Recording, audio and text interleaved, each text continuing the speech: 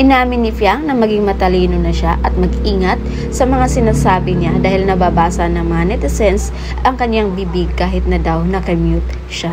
Marami kasi ang kinilig sa nabasa ng mga netizens sa kanyang bibig kahit nakamute siya na pumayag pala ang mami ni Sofia or ni Fiang na ligawan siya ni JM. Ito yung nabasa ng mga netizens sa bibig ni Fiang nung nakamute yung live niya. Bal, sabihin ko sa mami mo na pwede na ba akong manligaw? Tapos sinabi ni Fiang, ayan JM, kausapin mo. At tinanong pa nga ni Fiang kung papayag ba ang mami niya. Ang sabi naman ng mami niya, payag daw siya. Kaya pala sobrang panatag na sila sa isa't isa dahil payag naman pala si Mami Smith na ligawan ni JM si Fiang.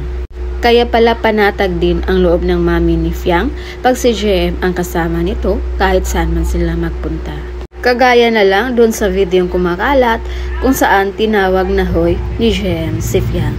Ang sabi ng ilan, pinauwi na nito si Fiang, sinundo ni JM pero gusto pata magparty. At kahit ganun lang na gesture, sobrang kinilig na ang mga netizens or ang mga supporters ng JM Fiang dahil sinundo na daw ang asawa. Pero may mga fans na hindi pa talaga nila matanggap kung bakit daw hindi aminin ng dalawa kung ano yung totoong status nila.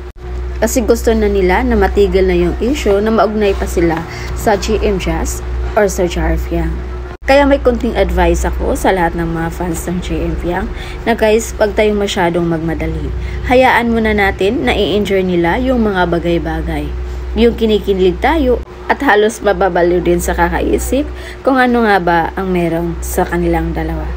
Kasi pag naging atat tayo guys sa kung anong meron sa kanila, baka isang buwan na umay na tayo dahil wala na ang kilig.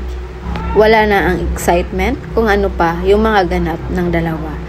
At least sa ngayon, nag-i-enjoy din tayo habang kinikilig at hinihintay yung mga paayuda ng JM Fiang. So yun muna yung pa-update natin guys. And again, this is Vinoles TV. Thank you for watching.